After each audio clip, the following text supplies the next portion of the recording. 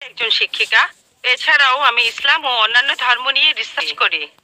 আপনার নামটা কি জানতে পারি? আমি নীলিমা। আপনার লেকচারের জন্য অসংখ্য ধন্যবাদ। তবে আমি কিছু ব্যাপারে একটু জানতে চাই। যেমন, আপনি ভবিষ্যৎ পুরাণের কথা বললেন।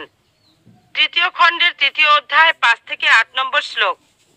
আমি আপনাকে আরেকটা ব্যাপার জানিয়ে রাখি যে হয়তো আপনিও এটা জানেন। ধরেন, ঈশ্বর যে নবীকে পৃথিবীতে পাঠান, সেই নবী তার উদ্দেশ্যে বলা ভবিষ্যৎবাণীগুলো পূরণ করবেন।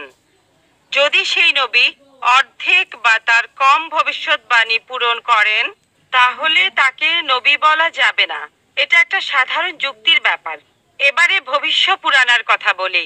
আপনি সেই ম্লেচ্ছ নেতার কথা বললেন আর বললেন তিনি নবী মোহাম্মদ ছাড়া আর কেউ নন। আচ্ছা, আমি আপনার কথার প্রথম অংশটা মেনে নিচ্ছি, কিন্তু পরের অংশটা আপনি ব্যাখ্যা করে